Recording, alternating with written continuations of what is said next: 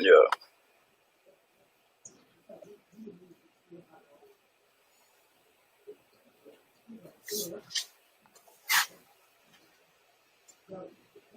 Get a sound check. Yo.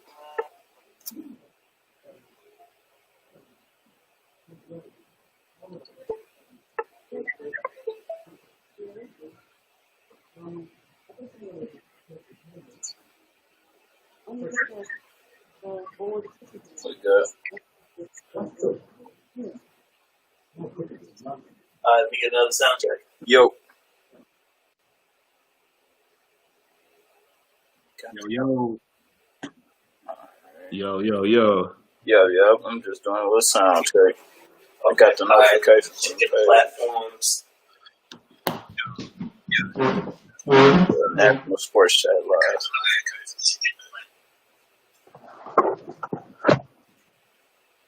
Good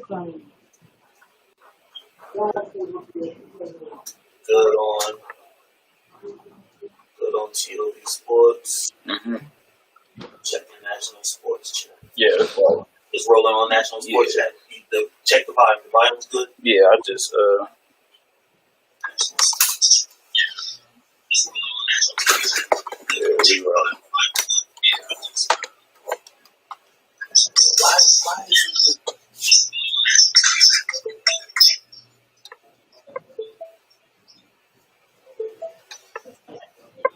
Check, mic check. Mic check. Mm-hmm. See, I can hear you, Cop, but you keep fading in and out. Can you hear me now? Settings. Yup. Yo. Yo.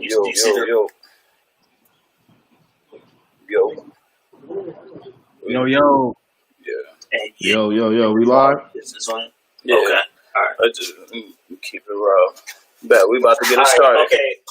All right. Folks, Sure. doing the countdown.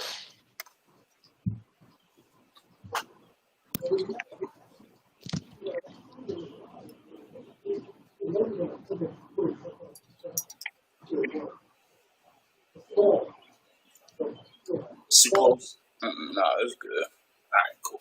Yeah. All right. Micah and Friends podcast. Everybody ready? Yeah.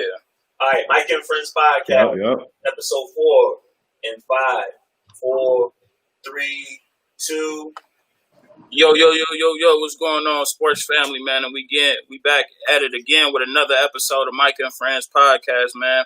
And today, we got the guys in the building, man. We got my brother Nate. Yes, sir. Man. Salute to What him, up? checking in all the way from Cali. You know it. What's going on, family? So, man, Trying to get to it today. man. We about to get to it real shortly. Shout out, man. We got a new one checking in today, man. My homie Cop, man, all the way from Prince George County, man. Talk to him real quick. What's up, man? I'm glad to be on here, man. Discuss some real topics, share some real information, man. Glad to be here. For sure, man. Yeah. Sure, man. We appreciate you coming on, and we gonna enjoy having you, man.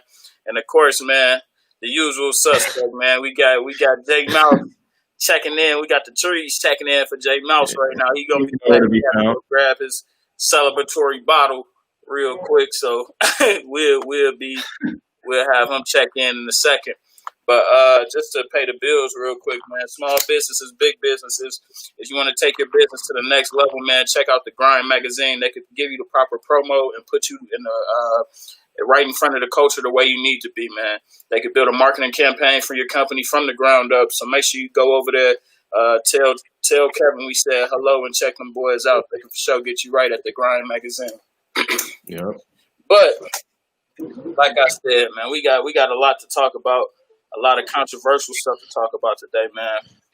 One being just I want to get y'all reactions. Because, it's nothing really sports-related. Well, it is. It has something that sports is in it. But just y'all reaction to the George Floyd protests and I wouldn't call them riots, but just the George Floyd protests and stuff like that that's going on in different cities. And I know we're all three in cities to where the protests have been heavy. So we've been seeing different sides of everything. So I just wanted to get you all's reactions. You all's thoughts about everything, and I'm gonna start with you. For Sure, man. Well, this platform's cool because it's organized by black men. You got black men on it. So Yeah, I appreciate you for bringing us on, obviously, and giving no this doubt. platform to speak about it. But yeah, being from LA, man, like I've been to a protest in Hollywood. I've been to one in Beverly Hills. And, they talk about the violence. They talk about the looting. They talk about the destruction and stuff. But from my experience, I've been out there with like 20,000 other people. Like it's been all peaceful. And, Yeah, although they want to focus on what people have stolen. What up? What up, Mouse? I know what's going on, man. You said you found the bottle out the cover. You had to go down to the wine cellar. Facts. I I, told had- him. I Right, had to to go go down to down the to cellar. the wine shop. I had to pick from my 500 options. You know what I'm saying? Yeah, that's why I Oh told him my that you had God. about 1,000 bottle cellar down there that, you know what I'm saying, from the best Mm-hmm. grapes. But no, Yeah. man, we talking about our reactions and everything that's been going on with the protests surrounding George Floyd. And the Floyd, Okay. Nate has the floor right now. Okay. So, but yeah, man. So I'm focused on the peace. Like I was out there a few days, and it just kind of gave me hope to that things can change. Obviously, there's no guarantee on that. I mean, shit, we've been waiting for change 400 years, but even since civil rights, you would think things get better. They don't necessarily. So I'm hopeful this time, just considering how many protests we've seen. Like every single state protesting. You got people around the world protesting for a country and the people that they don't even know. So it's dope to be able to see people rally around it. And I think even if it does turn violent, the destruction does happen. I think it's effective. Like you feel me? We've already got the charges upgraded to a second-degree murder charge, and the other officers already been arrested too. That even took too long, but I think our methods are working. I don't think peace will work 100%, but I don't think violence will work 100%.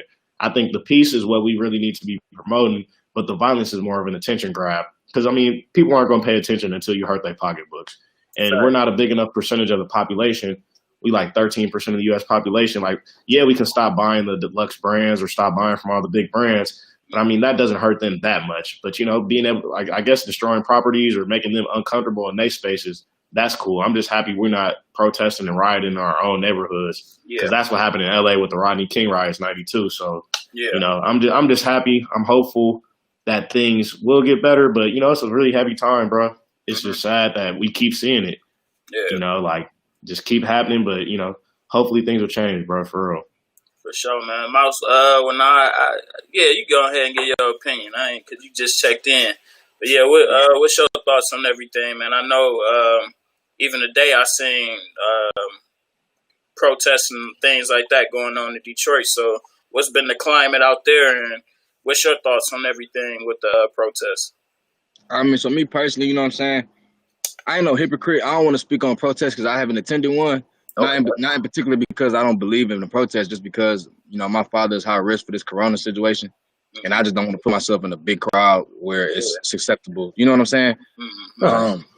But regardless, I feel like it's the right direction, man. I feel like, me personally, I'm not saying that I advocate the rioting or I'm against it, but I feel as if it's a necessity. I feel as if I understand why. You know what I'm saying? After, like Nate said, 400 years of oppression, people are fed up. It's like pent up anger. It's a lot of the things. And really, it's like we really just watched the man get hung in 2020. Asphyxiation. He literally got hung on the street. So he didn't use a rope. He used his knee. So for us to watch that firsthand and a traumatic experience, and I guess one thing that really, kind of hit home for me was that a lot of people who are now rioting and protesting, we were 12 and 13. Usually the younger, right now, a lot of people that are rioting and protesting are the younger generation who are like our age, who are, on the podcast. So like we were 12 and 13, 11, 10, whatever age you were, we seen Trayvon Martin die. Or we seen that process of how that went. And now we're watching the same thing kind of over again with George Floyd, and we're fed up. We're older now. We're more knowledgeable on the topics.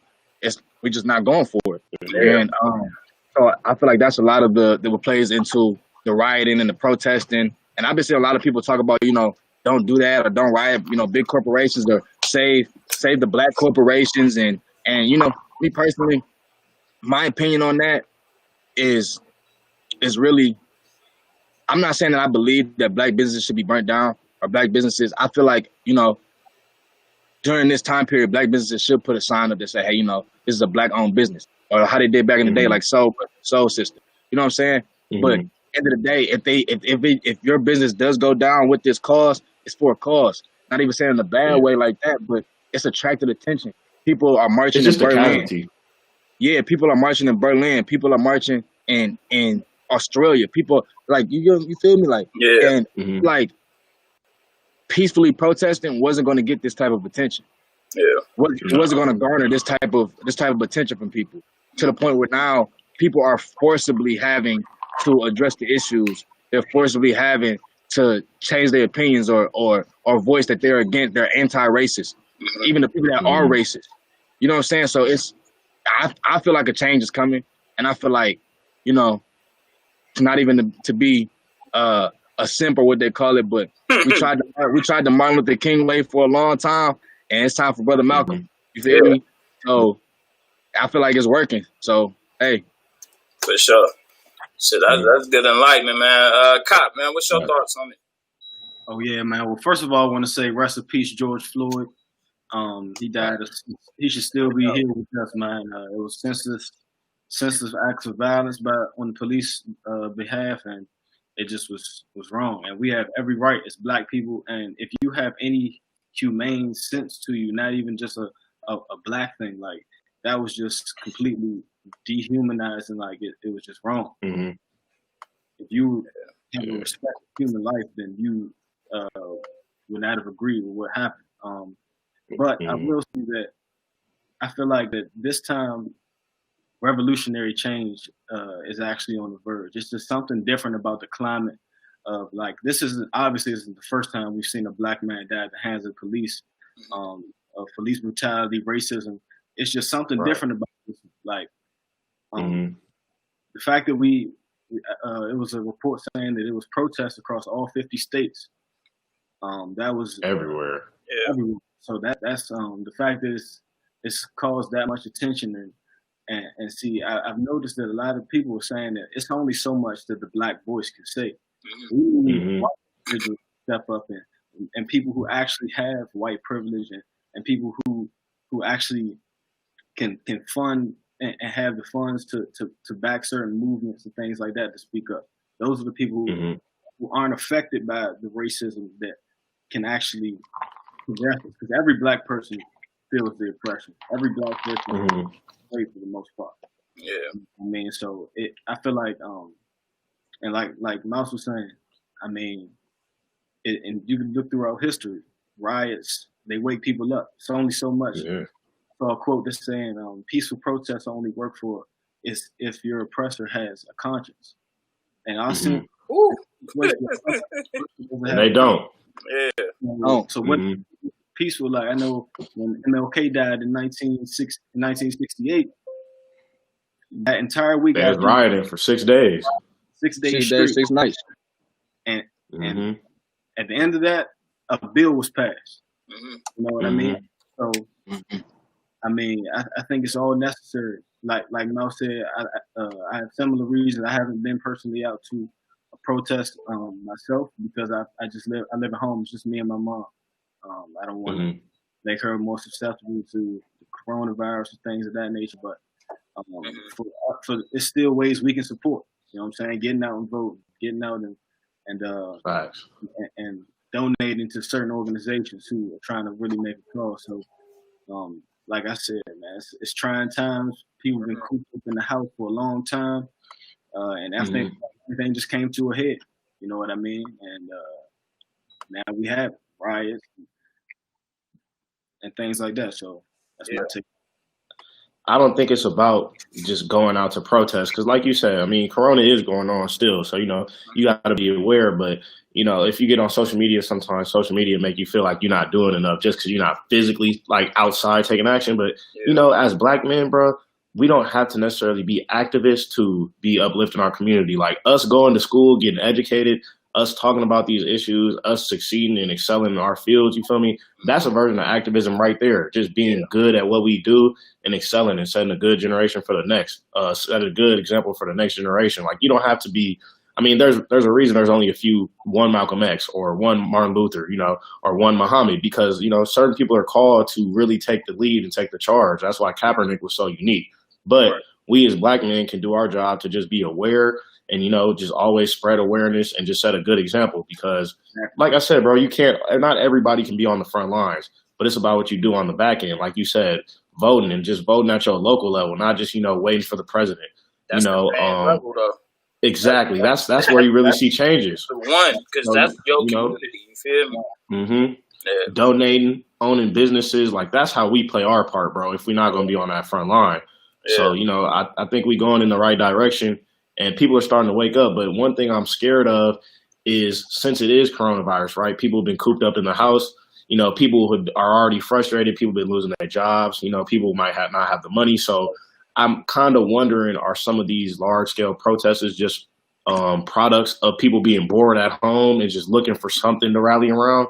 Like, I hope this support doesn't stop down the line. Like, that's my only fear. Like, I don't want this movement to just be like a fad, something that people were just doing just because like it looked cool or like they were bored. Like, I want this to be something that continues to keep going. Like, people need to be aware now and stay aware. Like, we don't want, because obviously there are those white people out there, that probably are starting to have change of hearts.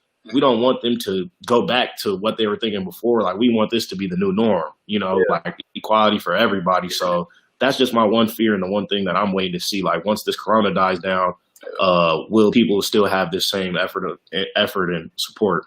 Yeah, facts. Like, and just to hit on what you said, like, man, we're definitely out here in Atlanta, where it's a unique situation because this city was built by black people, sustained by black people, and still, functioning by black people.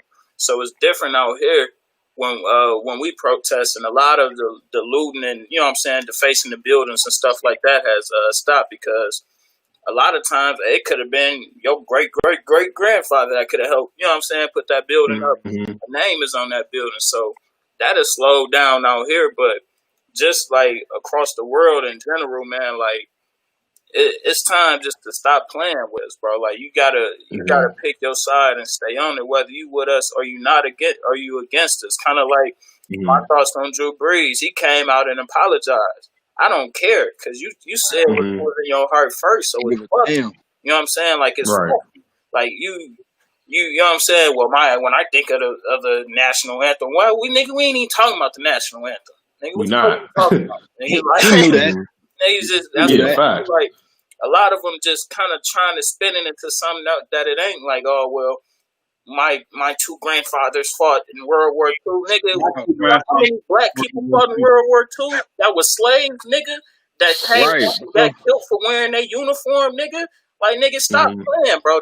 The freedoms and everything that your grandfather fought for is not the same freedoms that we were given, nigga. We were still in slavery, nigga. Like, this ain't, you know what I'm saying?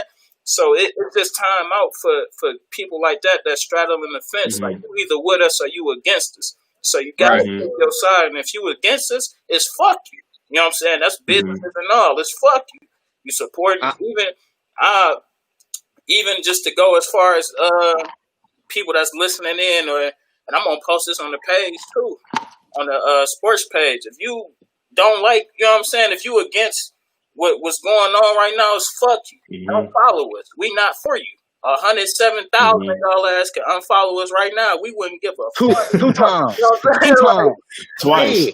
Straight up. Sorry for the profanity, but that's just what it is, because, I got to stand on something. And that's what I'm saying. You know what I'm saying? And it's just fuck you if you ain't flying straight with us. You feel me? And I feel like, my bad. Whoever want to talk, I got a real quick point, bro. I just want to say while that's on my head. I feel like it's still really important for us to make sure that we know which companies is actually for us and what companies is saving face, because they realize majority of their customers bring in the black dollar. Yeah. That's like, because there's so many companies that's making statements that never gave a fuck. Hold on, but like, our corporations. When the fuck has the NFL ever gave a fuck about black people? Even if you making a statement like this, for me to even go further, for these corporations like this, major corporations that's making statements and stuff, stop making statements. That you're not everyday people. You're a corporation. Take action, nigga. You know take action. Take action. Like, get on the ground with some shit, bro. Like, I just seen that LA was saying that they was cutting $100 to $150 million from the police force. Yeah, just to dump into the black community. That's the shit we need. You know what I'm saying? And I hate that it always gets to this point to where, well, yeah, it takes somebody to get killed by the police for, you know what I'm saying? And in this situation, I felt like it just touched the masses more because you got people just walking around in the city of Minneapolis and they see a black man get killed in front of they probably white people ain't probably never in seen front of the grocery store, bro. Yeah, like come on, bro. Like this ain't that no more. And you really gotta pick your side out here, whether you for the greater good of America, and you got those people out there where all lives matter. All lives can't matter. Black lives matter, nigga. Facts. Like all lives matter is just like that's just a Captain Obvious ass statement, bro. It's like, of course, all life matters. Duh. Yeah, but nigga, how can all life matter if we don't value black people? Yeah, until we are afforded the same opportunity and privileges that y'all asses is afforded. And I'm not just talking about black people. I'm talking about Hispanic. I'm talking about any minority that's here. Until we afforded, but mainly black people. Let's not, you know what I'm saying? But until we're afforded those opportunities and those privileges that y'all asses have, all lives can't matter, nigga. And what I want to touch on real quick is for all the the white viewers, Caucasian viewers who are watching. A perfect analogy to make it because I know they feel, sometimes they feel as if they feel well, all lives matter. Well, perfect analogy is what I seen on Twitter where I feel like resonated so much was that if a building was on fire, you're not going to call the fire department and say, oh yeah, the building down the street got to be attended to too. What about that building? That building ain't on fire. Yeah. This building is on fire right here. Yeah. This is the one that we need to give attention to right now. This building is on fire. Yeah. So you give me, you can't take away from that. You can't make it all of a sudden try to make it as we saying that all lives don't matter. We're not saying all lives don't matter. Yeah. We're just saying that they treat us as if all lives don't. Yeah. And I want to say one thing too. Like I appreciate our white brothers and sisters that's out there standing front line with us. You feel me? Like that's key. And this is like for me looking back at history. This is the most I'll say diversity I've seen in protests ever, bro. Like within a protest, and I rock with that and I salute that. We just need to keep it going because I feel like everybody is now understanding. Like, damn. And I got some white homies. They usually tell me like, bro, sometimes I be feeling guilty sometimes because I'm like, damn, my life that I live was light years and night years different from what a black person may live. You know what I'm saying? So people are understanding that and understanding that it is systematic oppression. I'm scared for my life every time I get pulled over. I don't even got to be in the wrong. I just don't like talking to the police. I never had a good encounter with a police officer ever in my life. So, nigga, I don't want to talk to 12. You know what I'm saying? Or even just to even more explain it more to our white listeners and stuff like that. Everybody on the screen that y'all see know somebody that's in jail for some crazy little reason. Something that they didn't even do. You feel me? They didn't either got something wrong done to them by police. Everybody on the screen knows, you know what I'm saying, somebody that happened to, or it happened to them. You know what I'm saying? I'm one of the people that happened to me. You feel me? So you just gotta know, like, it's different out here, and you definitely gotta make it known what side you on, bro. Like it's time for the games, you know what I'm saying, to end. Like even like I said, companies making all these statements and stuff like that. And fuck that, make an investment, nigga. Put your dollar down.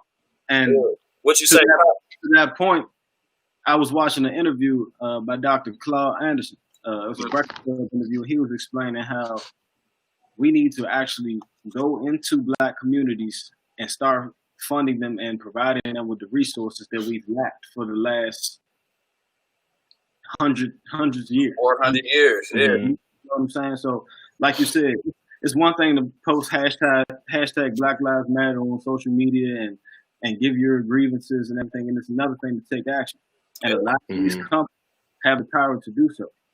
And I hope that, and that's why it's our job to keep, you know what I'm saying, keep the movement up every day, constant battle to stay on their ass. You know, honestly, and just to, you know what I'm saying, put your money where your mouth is. Yeah. You know? Yeah, because Facts. we sure need it. And that's a big responsibility for us too. Like, we like all of us, Right. we listen to hip hop, we listen to rap. Like, we prioritize some of these designer and luxury brands so much, Fuck 'em. for status or Hey, acceptance. Like you said, bro.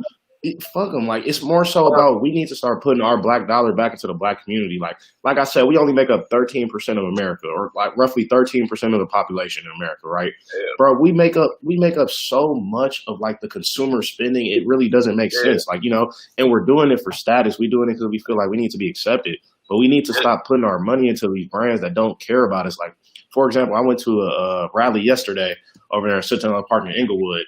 It was cool because it's more like a dialogue, like a discussion, like goals we should have as a community. Yeah. And one of the ones that really stuck with me is investing in black banks. Like, we put our money into these Chases, Wells Fargo, Bank of Americas, and all they're doing is investing it in things that don't profit for the black dollar. So I mean, we need to think about exactly, like, we need to think about opening these own spaces for ourselves. Like, I know a lot of people with brands and I try to support, but we need to go really hard for the African American businesses, because that's how we gonna be able to like lift our people up.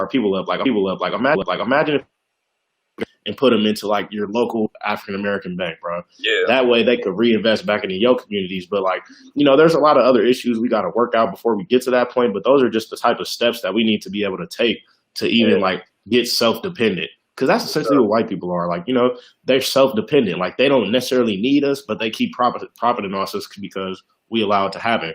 Like, we need to be self-dependent. Not to say we need to be segregated, but we need to be able to be self-dependent and relying on ourselves, like our own businesses and our own community. It's not even about segregation, because you brought up a good point to where I actually know the numbers on. The dollar only stays in the black community for more than 6 hours. No more than 6 hours. Right. You know what I'm saying? In the Jewish community, that hand didn't touch that. It didn't been there for 30 days minimum. You know what I'm saying? That money done touched so many different hands. You know what I'm saying? Then you could go to the Middle Eastern community. All these other communities, this money is exchanged. You know what I'm saying? It's exchanged within their communities at a longer time than what it is for us. Because we don't. Sometimes it could be some cases we don't own shit. Two, it could just be spending, like you said, we spending money on bullshit. You know what I'm saying? And not focusing on where we spending our money at to build our communities and stuff up around us. But just to I guess just be progressive in this conversation, I want to get y'all thoughts on what should be next. Like, for me, it's just vote, bro. Like, I don't want all this to happen and we not vote. Go vote, bro. Like, and we lose to Trump again. Yeah, like, and it's critical to go vote for the votes within your state and city. Because that's gonna be the change you see immediately. You know what I'm saying? If you don't like Killer Mike said, he was on the he addressed Atlanta on the news like the first day the protests and everything happened. I saw that. Man, if you don't like the prosecutor, fuck him. Go elect another prosecutor. You know what I'm saying? Exactly. Vote him out. You gotta vote, bro. You gotta beat them up at the ballots, man. You know what I'm saying? So what's y'all Mouse? What you think should be the next step? You know what I'm saying? To just moving forward. I feel like more people of color need to get into more positions of power. In order to start making that change first in their community, because as we get, more people of color in power, little by little, communities will start to change, and when communities start to change, then the world start to change. It's gonna take. It's a process, but I feel like that's where you start. And even if a lot of people don't want to get in positions of power or be into politics, there's other stuff you can do to contribute. For instance, like protesting and rioting, that's contributing. Putting your money where your mouth is, that's contributing. Using your voice, that's contributing. So, like, everybody plays their part, whatever their part may be. But the biggest thing that and I'm gonna just be real, because me, I never gave a fuck about backlash or what the fuck somebody got to say. Black people, we have a problem with not being consistent with shit. We have a problem with saying something, being mad as fuck about something for 2-3 weeks. That's why I said 4 or 5 weeks, vote, bro. We gotta vote. And then after that shit, if we think about it, if we don't give a fuck about it long enough to sit down and actually make a detrimental change, who else gonna give a fuck about it for us? Yeah. And that's our biggest problem. Like, even with the Trayvon Martin, I'll never forget, they was having platforms. His mom was speaking, his dad was speaking. Everybody was so fucking outraged. then George Zimmerman got acquitted, and then the shit just kind of went away. Yeah. Hey, and just my bad, I didn't want to interrupt you, but just for the people out there that's like that, bro, stop. Like, bro, just drop off this whole protest and everything, bro, because we need people that's gonna really be about the work, bro. We don't need anybody here. It was so funny when I seen that video of that one journalist acting like she was boarding up. You feel me? Boarding up the window. Oh my God! Taking a picture. Like, come on, bro. Like, the influencer is over with, bro. We got cameras. People got cameras on you everywhere. You out there acting like you cleaning the community. Nigga, stop playing, bro. You feel me? Like, it's the game is over with. You know what I'm saying? Like, you gotta show what side you on. And if she probably got 100,000 likes on Instagram too. Come on, bro. You know what I'm saying? They fired her ass. Facts. Yeah, but nah. Damn. Shout out to the people in the comments. But nah, what else, Nate? How you feel like we could move forward from this? I've really got two, but I want to touch on something that you said because I think this like really important. Like, we need to educate ourselves, and like, yeah, I'm saying that as a panel of 4 African American graduates of universities, right? But it doesn't take college to educate yourself about what's going on in your community. To Micah's point, like, there's a lot of I guess group halls or town halls and stuff in your community that you can go to be informed about who's about to get nominated to be elected as the next prosecutor, as the next DA. You know, like, we need to actually educate ourselves on those laws that affect us most recently. Like, voting for the president, it makes sense. But, you know, if you don't vote at your local level, if you don't know what's going on at your local level, you're not going to be able to make much change. So that's one of my probably biggest goals.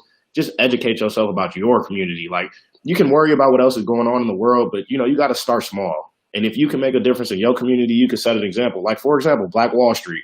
Like, there was only one Black Wall Street, but imagine if Black Wall Street didn't get bombed and was successful. That could have set a blueprint for so many other African-American communities across the nation. So, you know, it can start. It sounds small, but, you know, if you build affluent African-American communities, then that's kind of how you start. And my second goal would probably be ownership. Like, obviously, it's easier said than done because, you know, we're so far behind in terms of owning land. But, you know, just owning our own businesses and supporting our own businesses. Like, it really doesn't go too far. Like, companies don't really offer too different of products. The only difference is the marketing. Like, they make us feel like we need it, like we need their product. But realistically, we don't. And we spend our dollar on things that don't really come back and help us too often. Like, I'm not going to sit here and act like a hypocrite. Do I have a Gucci belt or two? You damn right. Real quick, a prime example of that is if you go in the Walgreens and you try to buy aspirin, you could get beer aspirin, you could get Aleve, you could get Advil, or you could get Walmart brand. It's the same damn thing. Medicine can't be different. It's the same thing. It's just the name on that motherfucker. You feel me? And some people same for the fast food industry. You said what? Same for the fast food industry. It's really no difference between McDonald's and Burger King, Jack in the Box. They all sell, like, at the root of everything, they all sell the same thing. They sell burgers, French fries, and tenders. But one, like McDonald's, makes you feel like they're the top dog. Like, we just kind of need to get out of our head that some of these brands, like, are the top dog or they provide that status for us, because they don't. You feel me? Like, you can still be cool supporting your homie's brand or supporting a black business. You know, like, you could still be a productive member of society by doing that. But we kind of just need to get out that mindset and just realize, like, if you're not putting your money into, like, something that's going to help your community, help the people that you're rooting for, then why do it for these big companies that, like you said, just going to release a statement? You feel me? Like save the statements. Take action. You feel me? Then I'll be more comfortable with supporting. But, like, ever since this kind of all happened, you know, like, I just been kind of had to take a step back about the things that I value. You know, and for what reasons do I value them? Because I heard it in the song. You feel me? Because I heard it in the song, like Uzi talking about Off-White, I wanted to go cop some. You know, that probably did happen, but, you know, it's we could bring Dog up too, but it ain't even. Exactly. You know, I ain't even here to really chastise niggas like that. let me get caught in on here, bro. What's your thoughts on everything? How you feel like we could just move forward and gain progress from this and be productive from this situation that's going on? I mean, well, all y'all made great points. To reiterate, like you said, I feel like we gotta educate ourselves and we gotta start investing in ourselves. I mean, that's the two biggest things. We have a lot of great leaders, influential. Really like what Diddy does with Vault TV. Keeps a lot of people informed about what's the real that's going on in the black community. Mhm. I feel like a huge thing for black people though, and me and Mouse were actually just talking about this earlier, is to change our ideology and our mindset towards other people. To actually, because we are not programmed to support one another right now. Yeah. And that's just honesty. From as a Yeah. man, we all know. I guarantee you'll experience hatred from the person that you thought that would, or just anybody Another black man, another black woman. in general. So I feel like if that changes, because it's a lot of, we'll be surprised how many black owners, black businesses, black CEOs there are right now. It's just that we don't look into supporting them. You know what I mean? Like, I saw a good thread on Twitter that was saying, okay, we have a list of these major corporations who we find ourselves supporting constantly, who obviously don't give a fuck about it. And then there was a list of black owned brands that provided the same services that I actually haven't heard of, and actually took a few down that I'm about to start supporting and buying things from. Instead of, you can get the same product, but instead it's going back into the black dollar and to the black man's pocket. So, I mean, I feel like we have made progress for sure. There's no doubt of that. I agree.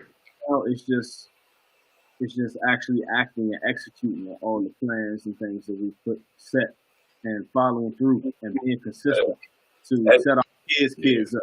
So Execution. I like that consistency. Execution, man. That's the biggest thing. That's one of the biggest words I took from Jordan, bro. He always just used to say that, like when he used to be playing and stuff like that. And even if you just pull up some old Jordan clips and just watch it, execute. Execute.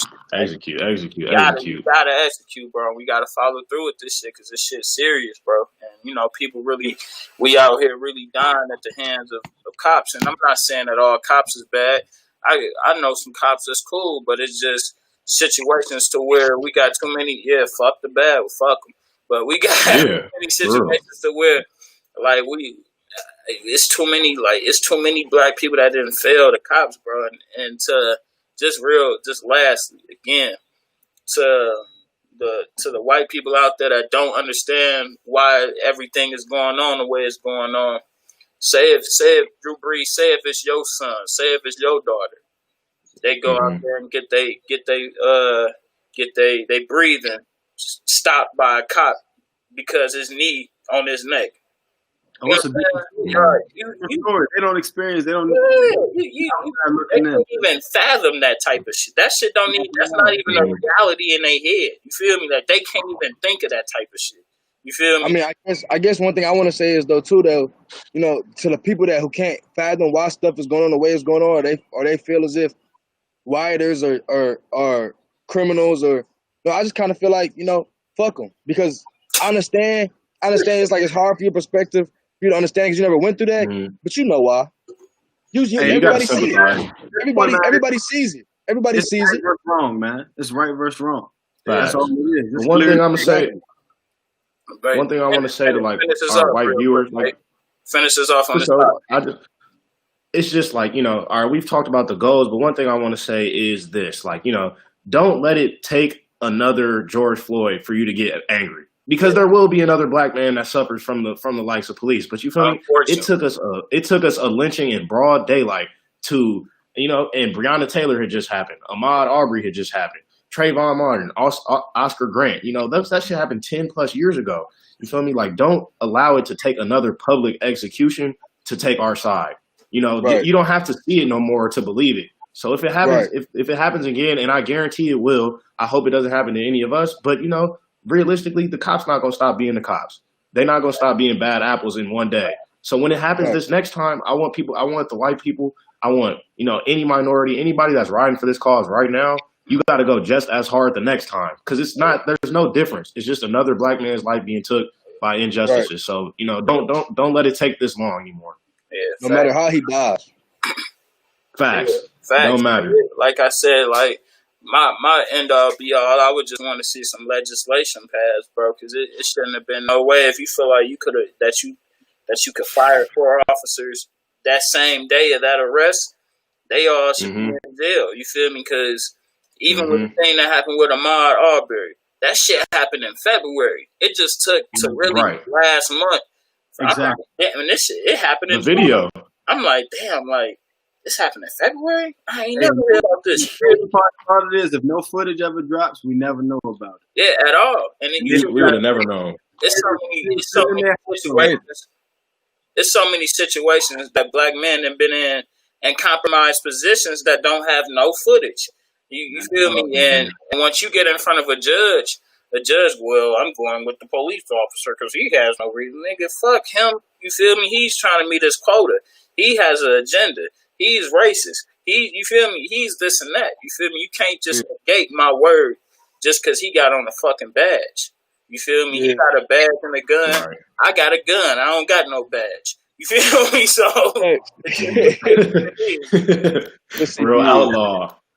But no, man. Let me get past the revolutionary. You feel the talk that we've been having. We had to though. Yeah, that was good chop, man, for sure. Yeah, so man, what's y'all thoughts from the NBA, man? They didn't confirmed it today that it's gonna be a 22 team play-in. Yeah, just clap it up for the league, man. Clap it up.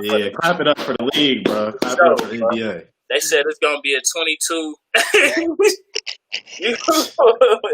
You mad to bring the blade out on these real. We'll talk about offensive in a minute. Don't get me started. I go grab the sticks. Okay.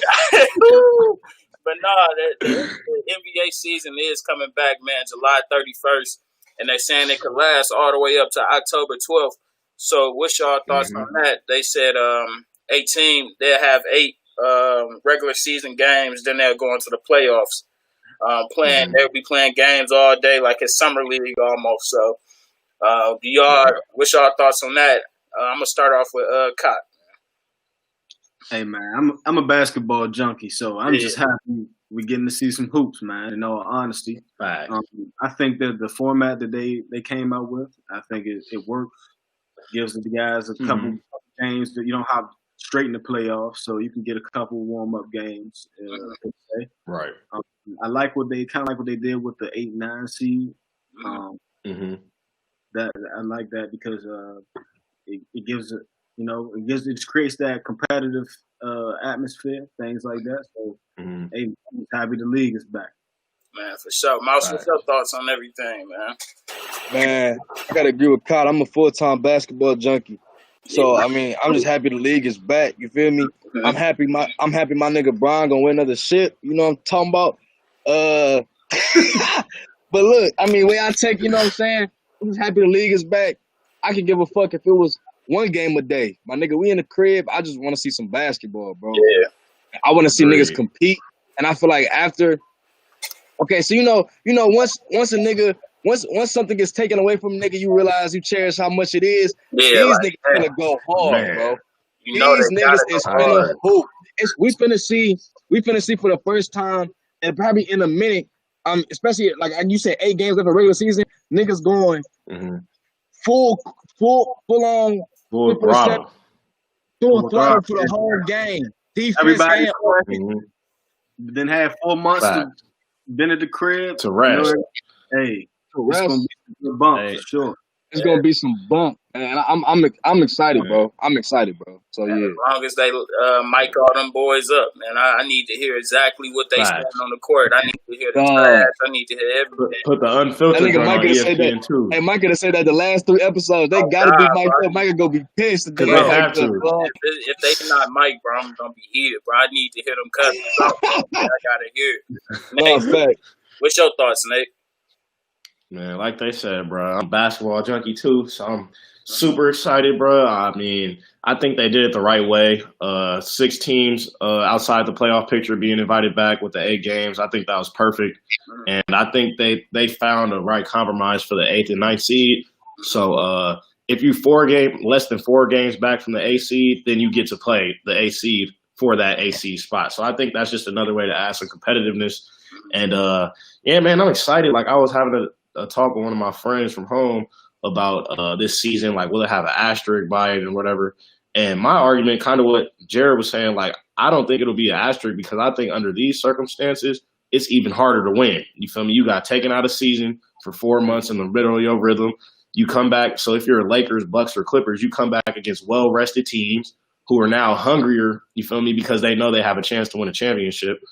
There's no home court advantage. So I think under all these circumstances, like whoever does come out on top, that'll show you who was really working in these times. Because it's no access to a gym. You can't work out with your squad. So it's making it so much harder for the contenders.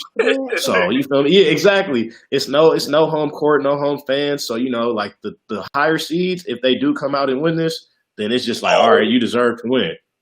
So I'm ready for that, man. My thoughts on this, man. I love that the season's coming back, man. I've been so bored, bro. I be needing games to watch, bro. I be just going back watching old games, like whatever. Nigga watching 2K. Man, oh God, he said watching 2K. Man, oh God. But I see some red flags, bro. Like starting at the end of July. Could push the finals all the way back potentially to October 12th. That's prime time football season. That's a lot of competition, bro. Football is always the number one honcho when it comes to views. Now, granted, the numbers will There'll be no fans, though. Huh? There'll be no fans at those NFL games, though. That's what's going to hurt the NFL. No, I'm talking about those are huge stadiums. The viewership, though, like they have football has the highest viewership for sports. You know what I'm saying in America, so it's going to be different, bro. Like I feel like are they still playing on Sundays though? Because that's only one day out the week. You feel me? So if I'm the NBA, I'm just scheduling around that. Yeah, I hope they do. You feel me? Because they play Sundays, Thursdays, and Mondays. Then you got college football on Saturdays, and that, you know what I'm saying, that's a lot of competition. Like from that October 8th to the 12th, you got LSU versus Florida, Auburn versus Georgia, University of Michigan versus MSU, Tom Brady versus the Bears. You got there's no guarantee though for the NCAA to come back, because if you don't have students on campus, which I know a lot of schools already said they won't have students on campus in the fall, I don't see them being able to have collegiate D1 sports. You feel me? Yeah. I feel like that'll, because then at that point you're a professional, because you're only going to campus to play football. So it's like at that point the NCAA is going to have a real conflict on their hands. Shit, that's very true. Me personally, I'm a little biased because I watch college football, but I ain't watched the NFL since the Kaepernick shit. I ain't gonna lie, not at all. So respect. I can't even speak on that. I feel you, but it's, you know what I'm saying, for the masses, that's what they be tuned in to. Yeah. So I feel like it'll be in the NBA's best interest, like Nate said, to just schedule around that. I wouldn't want to compete every night with them, because even the NFL, because I'm thinking by the NBA, like they pushing this season back, I'm like, all right, maybe they're gonna push the startup back. They're trying to start December 1st, and the season end October 12th. Like, no, nigga, like, niggas ain't even gonna be well rested. You feel me? Like, they getting less than 2 months to prepare. You know what I'm saying? So, you got guys that's, say if guys making the playoff run, they still rusty from the playoff run. You feel me? So, you gotta give them a breather. Then, if you do start December 1st, the NFL, they got games set up on Christmas. So, they trying to tell you, we're going to compete with you. You feel me? So, but... It's just the NBA don't want to miss that Christmas game though. At all.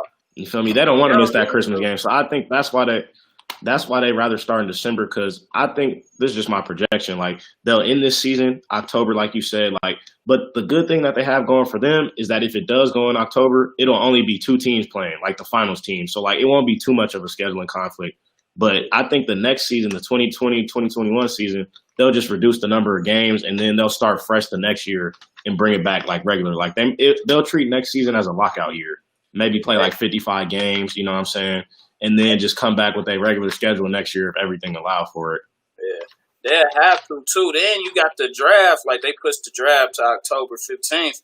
Like that's still a little, you know what I'm saying? Like everything, I feel like they just trying to cram a lot in.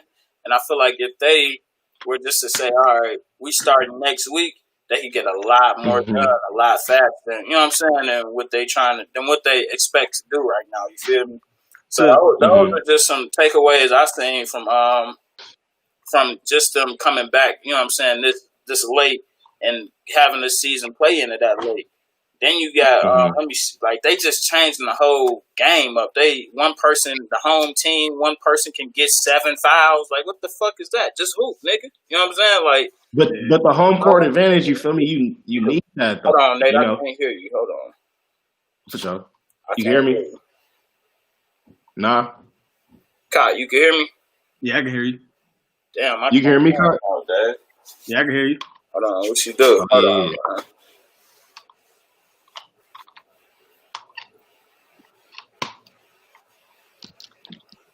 My nigga Jay Mouse over there slumped off the vino. Huh. I can hear y'all now. But hell yeah, it's like damn, I forgot what I was saying. But, yeah, the home. You was talking about the home court advantages and stuff. Like, Yeah, you know, like the teams that niggas get to fly their own home court wood and no pause. You feel me? Niggas get to fly they court in type shit. It's like, what type of shit is that? They can just hoop. You feel me? Like, I mean, but they work, you feel me, 64 games. Like, it's not like this happened before the All-Star break. Like, these teams done already put in that work to get that home court advantage. You feel me? If not, they probably would have been cruising. You feel me? So you got to provide some type of advantage for the higher seed. Because if not, it's just like that's low key a little too much of an advantage for the lower seeds, and they don't deserve that.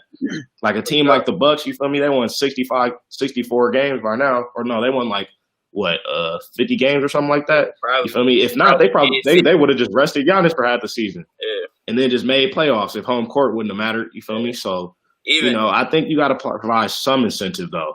Yeah, for sure. Maybe not the home court wood, though. That's the home court wood kind of weak. Like, yeah, like home court wood. Like, as a hooper, I don't think flying in your home court wood gives you any type of advantage. No, it doesn't. Yeah, that joint crazy, bro. Like it's just a lot going on with it, but I feel like if they just stick to what the NBA, you know what I'm saying, is and has been doing, it's gonna roll smooth because people want to see this shit. I'm dying to see this shit. Like I put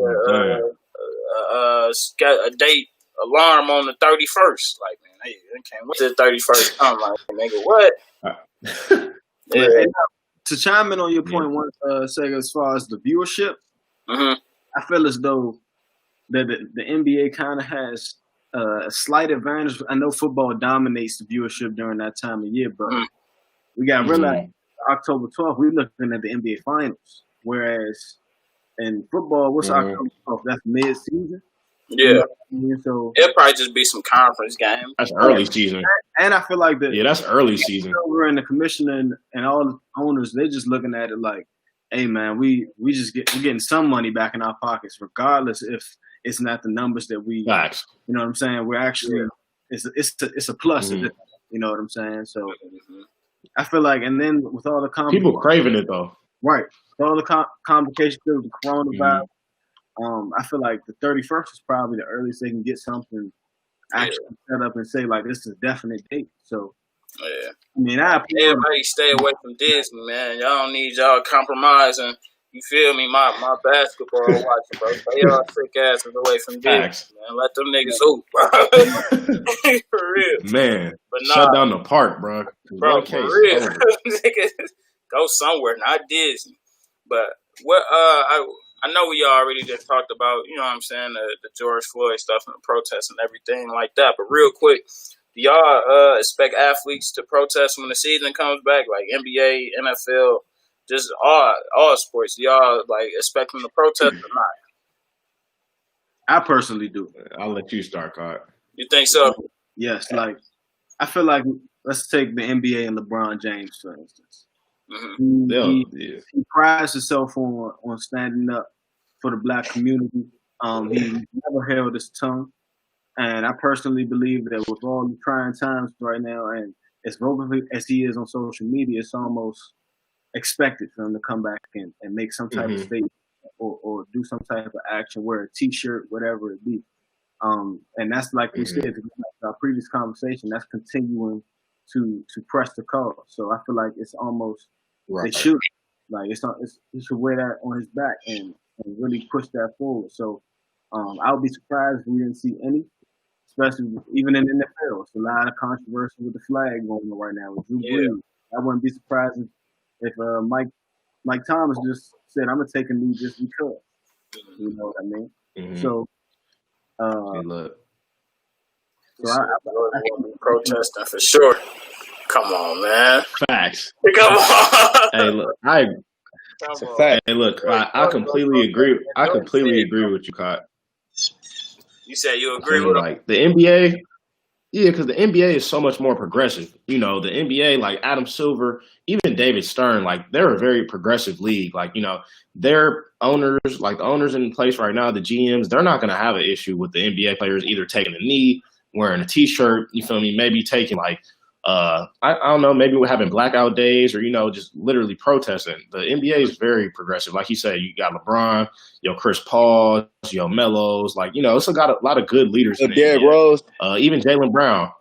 Exactly. You know, Derrick Rose doing his part too, but Jaylen Brown, he's 23. Like, they got a good core.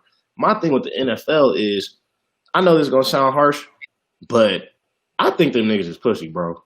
Because when Kaepernick took a knee, there was literally very, very few players doing it. Now, all of a sudden, you feel me, people coming at Drew Brees that are in the NFL when the Kaepernick situation happened and didn't take no type of stand. Mm-hmm. Those are dudes with guaranteed contracts, making millions of dollars that were important pieces to their teams, like that weren't just going to get let go. Like Kaepernick, you know, to like, I guess the NFL's credit, he wasn't a very important piece of the team at that point. You know, he had already hit his peak and was starting to come down. But a dude like Odell, don't tweet. You feel me? Michael Thomas, don't tweet about shit, bro. Like, y'all literally watch Kaepernick get crucified. Now all of a sudden, I expect y'all to just be, oh yeah, we're so down for the cause. Like, I gotta see it to believe it from the NFL first, bro. I'm not gonna lie. Hey, and Nate, you hit it on the nose for me because you said the nigga name who I was gonna say, ramen noodle head ass. You know who I'm talking about. Man, that nigga tweet ain't sit right with me at all. You man, look, bro. I told you I don't care about the backlash. You motherfucking coon. Man, talk to him. How do you have a platform where you known nationwide as one of the best receivers in the NFL? You have a guaranteed contract to the point where you're basically untouchable. Even if you're not untouchable, you come to the point of, even if they were to, and again, you're untouchable, but in an ultimate dimension, if you weren't untouchable, you know you would get picked up again. You know somebody gonna come get you. So why is it that you got the audacity, you got the nerve, nigga, to make a tweet talking about you don't believe in the riot protest, but when you had the chance to participate in a peaceful protest, you wouldn't take the opportunity. If you don't sit your Uncle Sam ass down, I don't understand that. I don't understand it because when you had the opportunity to use your platform and protest peacefully and let people know that you weren't okay with it and it was right with you, you didn't use that. But yet when people were violating your so-called morale and they were being rioting and protesting using other ways, basically fighting fire with fire to let people know that we fed up and we tired of it, you stand up and say something now. Yeah. Exactly. Nigga, sit your ass down. I gotta see it. Even just I gotta see it to believe it, bro. Yeah, and I feel like that's a fact too. I gotta see it to believe it, but I feel like a lot of guys are going to like stand up and really, you know what I'm saying, and protest this time around because they feel like, damn, I did some scary shit last time. I had the opportunity to protest smack dab in my face, and I let the NFL blackball one of the greatest. I ain't gonna say one of the greatest quarterbacks, but a great quarterback. You feel me? Kaepernick wasn't no scrub. You feel me? It wasn't by chance that he got to the Super Bowl. You feel me? He was actually balling. You feel me? Like he wasn't no scrub. So you gotta look at those guys. I feel like they feeling it now because they like, damn, like I could have stood up and said something then, but it just goes to the fact that a lot of people just scared because if they feel like their money being compromised or they could affect their money, they not gonna say shit. And people out there that's rocking like that, use a hoe ass motherfucker. Cause hoe ass nigga, bro, I'm standing on everything. Your money can't compromise who you are, bro. Yeah, bro, I'm standing on that's when you sell your soul. Come on, it's crazy because the guys that came before us, they put everything on the line just so you could be what you. So why should you stop? Exactly. Furthering the cause just because you got it now. You got it, man. You got to keep furthering the cause as a people. Yeah, you got to keep fertilizing the seeds, bro. You got to keep going back to community. We can't get stagnant. Our ancestors died trying to lead a revolution. You won't even kneel to peacefully protest, nigga? Like, come on, bro. Worried about their reputation, man. When your salary is already guaranteed. If every black man in the NFL would have knelt, there's nothing they could have said. Nothing they couldn't. Exactly. If they exactly. You right as hell, because even just to take numbers into account, the NFL probably 80% African American. Man, I say 85. The NBA probably like 90. Especially the skill position. Yeah, like come on, bro. Like niggas, you gotta stand either up African or African American. Sure. Yeah, like you gotta stand up for something. Like I see why even in hockey, shit, I want them to protest, but shit, hockey just ain't no black. The numbers ain't there. Exactly. A lot of black people in hockey, so shit may get grazed over in hockey, but and where we dominant at, we need to stand up, bro. You feel me? And that's the NFL needs black people. You feel me? They literally need us to have a good product. Like, bro, let's be real, bro. Who is the best skill position player in the NFL? Christian McCaffrey? Find me a Lamar Jackson that ain't black. And man, exactly. You feel me? I just stop. You feel me? Like the best players, bro, the players that catch the passes, run the football. Like, you feel me? They black people, bro. Like, let's be real. Like, the quarterback has traditionally been a white position, but you feel me? Now it's not no more. So, like, if you want Patrick Mahomes, if you want Lamar Jackson, like, bro, you can't love black culture without loving black people or, like, taking care of black people. So, you feel me? Knowing that, take a stand, bro. Yeah. That's why I'm happy you said that, you know what I'm saying, about the quarterbacks. Because a lot of people feel like, well, how can he be a quarterback? Automatically, once they see a black quarterback, oh, man, he could be a tight end or a wide receiver. Mm-hmm. That's why I rock with Lamar Jackson so much. Nigga, I'm not no wide receiver and I'm not no tight end. Nigga, I'm a quarterback, nigga, a starting quarterback of a franchise. Nigga, I'm not about to change my position. I can read the field just like these. Man, it gets deep, like these people. You feel me? And I can run like they can't. You feel me? So it's all about the perception they try to give off of the black man at the quarterback position. That's all it is, man. They try to insult dudes' intelligence like we ain't been doing this since we was 5 years old too. You know what I'm saying? So like too much don't change, man. From the league to it's just all about the perception they try to give off. And we got dudes like Lamar Jack who proving the narrative wrong, Deshaun Watson. You know what I'm saying? Russell Wilson. So it's all about it's a slow and steady grind, but definitely progress. I feel like, in my bad, I didn't mean to cut you off, but I feel like it all goes back to the power of things. They don't want, even though we all realize here sitting down how much power that they hold. If they was to all sit down and take a kneel or whatever protest that form they choose to do, we know how much power they will hold.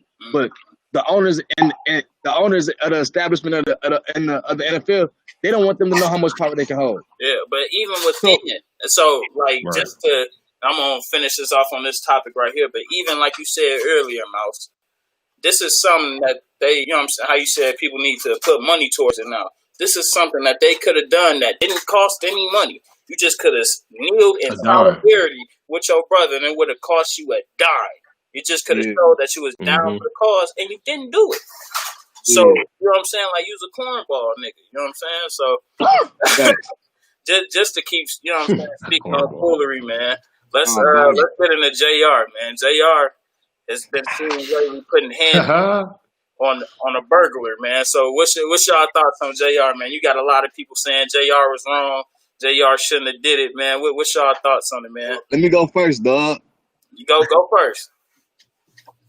Hell yeah, nigga. Man, hey, I ain't gonna lie. Right there, it look like you got a size 15 back there, Bernard. That nigga big as hell. Look, you gotta put that boot on him. Bro, real rap, bro. I get exactly what he's saying. You know, JR live in a white residential area. He got money. Yeah. These white boys run around trashing white residential areas. For what, nigga? Yeah. then you totally in the wrong. You just broke into my car. What? Facts. Like, that didn't even got nothing to do with the protest, bro. And I see that shit. I see that shit. Yeah, I'm whooping your ass, too. Yeah, because if I would have done it, you feel me? somebody probably would have tried to whip my ass and kill Oh me. yeah, for sure. Well, they probably would have shot me. Yeah, I'm about to beat. That's just what it is, man. What's your thoughts, Nate? Man, you Hey, think look. he was wrong or? Do I think he was wrong? Hell Of no. course not. I think J.R. Smith was taking his reparations. You feel me? Taking his frustration out because It's right. look, I'm going like this, bro. Good rep. He stopped him from breaking into his car, but he was so mad, bro, that he chased him, proceeded to stomp him out and beat his ass. Like, you feel me? I'm not gonna say that's wrong because he very, like, you know, it's not too many times that a black man gets an actual pass to whoop a white man ass, bro. And to all the people that are out here watching the show that's not African Americans or minorities, don't think I hate white people because I don't. You feel me? I don't think all white people are bad, but in this exact instance, though, he deserved to get his ass whooped, and he know he sure did because Jr. 6'6" and he for sure wearing a size 15. Yeah. So I know that boot hurt. Yeah. So I'm all for Jr. Smith's antics. Mm-hmm. I feel it. Kyle, what you think, man? Hey man, they hit it right on the head, man. I mean, it's all good. Hey, you see somebody smashing in your window, man. What's your first reaction? Yeah. Look, regardless if he's J.R. Smith, regardless he's an NBA champion, NBA player, any of that goes out the window. You just broke my window. Mm-hmm. So hey,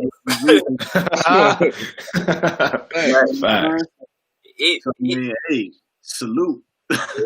Even like that, like, bro. Kenny Jr. He vended, like, bro. He's not wrong for chasing him down and beating him again. He broke my window. No.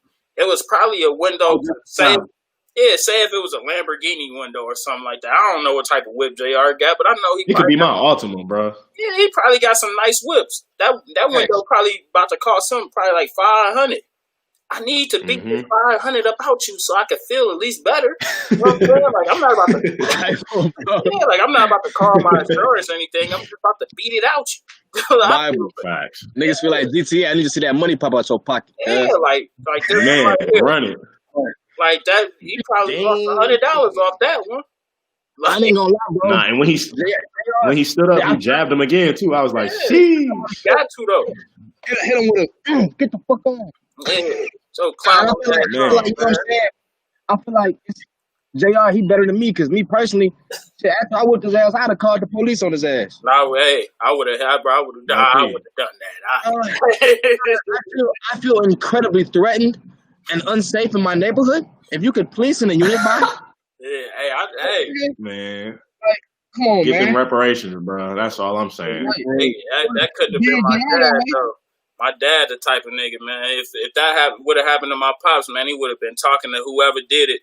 Like, he would have been talking to him while he beating their ass. Like, man, hey, you done messed up, like, bro. Like, you know how old niggas is, man. Yeah. What you thought this was? Yeah. Hey, fucked up. Man, you gonna pay for this shit. Oh, God, get to packing them out. Yeah. But on God. But, yeah, man, just to keep moving along, man. We, like I said, the NBA season is coming back, and this is gone. I need to see y'all playoffs brackets, man. I need to hear it. So I'm gonna start off with mine, man. I'm gonna try to go through mine real quick, but of course I got the Bucks. I don't really got a lot of things changing on the East, except probably around like the 4, 5, 6 period, because I think them like they so far like away with games and shit. Like them 8 games not gonna really matter like that. So I got the Bucks 1. Playing Orlando, that's a sweep. The 4, 5, I got Miami 4, and I got Philly at the 5 spot. I got Miami 4-2. Then Boston 3, the Pacers 6. I got Boston 4-2. Oladipo gonna be back. You know what I'm saying?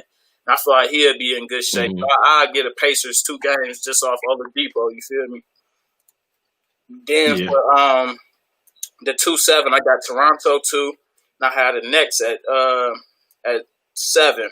I got that 4-3, but it's kind of like a 4-2 in me. I get the 4-2, but I want to see what Toronto gonna do without, you know what I'm saying, Kawhi on that stage, and that the Nets gonna be a good team to really tune them up to get ready for that second round. So going into that next round, I got the Bucks playing Miami. I got the Bucks winning in 6. Then I got Boston playing Toronto. I got Boston winning in 5. Then for the Eastern Conference Finals, I got the Bucks in Boston. I got Boston winning at 7, man. I don't know. It's gonna be I don't know. It's a stretch. It's a stretch. I take the stretch though. But them boys serious. Okay. Boston. But Giannis serious though too. So I ain't. They ain't got nobody to deal with that dude. Yeah, and I feel like the league, they've been trying to focus more on getting more of an international presence and feel like even like with Luka Doncic and you know what I'm saying with Giannis winning the MVP last year because I thought Harden should have won it. Me honestly, like definitely, I was mad that Giannis won it last year. So, but just to go to the West side, Lakers, I got them in a 1 seed playing the Pelicans. I think the Pelicans is no way they not gonna have Zion at that 8th seed, bro. I'm sorry, bro. I don't even care if they lose all the 8 regular season games, bro. He just box office. I got the Lakers winning that in 5. For the 4-5 slots, I got OKC at 4, Houston at 5. I got Houston winning that in 6. Denver, Dallas for the 3-6. I got Dallas winning that in 7. Clippers at the 2nd seed, Memphis at the 7th seed. I got Clippers sweeping them. Then for that next round, I got the Lakers and Houston. I got the Lakers getting that in 6 games. I got the Clippers and Dallas. I got the Clippers winning that in 5 games. The Lakers and Clippers, I got the Clippers winning that in 7 games, man. Then for the finals, I got the Clippers beating Boston in 5 games. So let me hear what y'all got. I'm gonna start with. All right, yeah. All right, man. To be honest, I don't really see much changing right now. I'll start with the Western Conference. You got Lakers number 1, and I think that number 8 seed. Realistically, everybody else 3.5 games back, but I think that Portland will probably get that 8 seed if it comes to a playoff. If not them, then I think it will be Memphis. I think Memphis deserve it, but I think it'll be Lakers versus Portland, and I think Lakers will beat them in 5 games, first round. Hold on real quick. Go ahead. That's why, like, for y'all wondering, like, where is Utah at? I just automatically took Utah out of there because I think Donovan Mitchell going to beat the shit out of Rudy Gobert, and they ain't going to be able to play. So, you know what I'm saying? And I wouldn't have Rudy Gobert there. Like, nigga, you had the shit before. So, nigga, fuck you. You go. He clear now. Yeah, I don't know. I'm going to go. All right, so my 2-7 matchup, I'm going to go Clippers versus Dallas first round, and I say that series will go 6 Clippers. You feel me? For the 3-6 matchup, I think that Denver will stay in the 3rd spot, and they'll end up playing OKC instead of Houston. Because I want to see that Utah-Houston 4-5, but I think Denver will beat OKC in 6 games because Chris Paul going to make that a tough series. You feel me? And then the 4-5 matchup, Utah versus Houston, I got Houston winning that in 7. Because they just don't have no size no more to deal with Rudy Gobert. Like, you feel me? They really going to have a problem this year. Like, you feel me? It took them 6 games when Donovan Mitchell was a rookie. So, you know, like now he a little bit better. They got Bogdanovich. They got Joe Ingles. They got some solid pieces. So, I'll go there. And then, so for my matchup, the Lakers versus. My bad. We're like. He whatever. Like, bro. He just whatever. Like, you know. Like, he one of my favorite players. I think he just whatever. He did disappear when he went to Utah. I didn't expect that from him. Where the fuck are you at? Like, I think he just showed who he is. I think the Lakers. I don't know. For a minute, yeah, a few games, like 10, 15. But for the Lakers, they're gonna play. Who would I say? Oh, they're gonna play Houston in that 2nd round. That's gonna be a 5 game for the Lakers. Easy. And then the Clippers will be playing Denver. Yeah, that's what I said. They'll be playing Denver, and that'll be a 6 game series. I think that'll be a solid series. Clippers take that. And then Lakers, Clippers. I hate to say it because I'm a Clipper fan, but I'm also a Bron fan. I'm an LA fan, bro. Honestly, I fuck with Lakers and Clippers. I don't give a fuck. Let me hear you say it. I think the Lakers. I think the Lakers are going to take that in 7. I ain't going to lie. Yeah. I just, I think LeBron, look, he one of the best closeout players. Well, he is the best, like, Game 7 player, you feel me? By the numbers, bro, he is. You feel me? When he gets to a Game 7, bro, he hasn't lost. You feel me? So, and then I'm going to go. So, the Eastern Conference, I don't see much changing there at all, actually. Yeah. Bucks going to sweep Brooklyn. Bucks going to sweep Orlando. Toronto is going to gentlemen sweep Brooklyn, so that's going to be a 5 game series. Boston, they're going to end up playing Indiana. So I give that to Boston. I give that 6, maybe 7 game series, but I'll give it to Boston. Yeah, because other people ain't no push off. He gonna try to. He gonna try to play. Malcolm Brogdon's solid too. Sabonis solid. They got some good pieces. PG County made. And then shout out my boy Ed Sumner. Yeah, exactly. Shout out my boy Ed Sumner. You know what I'm talking about? Yeah. Oh my god. And then so Miami versus Philly, I got Philly winning that 6 games. So the second round I got Milwaukee smacking Philly probably 5 games, 5-6 games maybe. Yeah. And then I got Toronto beating Boston in a 7-game series. Really? And then I'm gonna go, yeah. Bro, they got that championship pedigree, bro. They ain't got 46 wins for no reason. You feel me? Like they've been playing without Kawhi all year. So I gotta see that. But, I like to see that though. Yeah, you feel me? Yeah, I mean I gotta see it too. But all right, so I'm and then Toronto versus Milwaukee. I got Milwaukee beating them in 6, and then I got Milwaukee versus the Lakers, and I think the Lakers would take that in 6 games. Okay. In the title, I think you could replace Lakers and Clippers either way because I said it's a 7-game series, so in the 7 games it could be a toss up. So I think the champion coming out the West though. For sure. Hot take. Just give me it. The Lakers or Clippers. Hot take. I need it.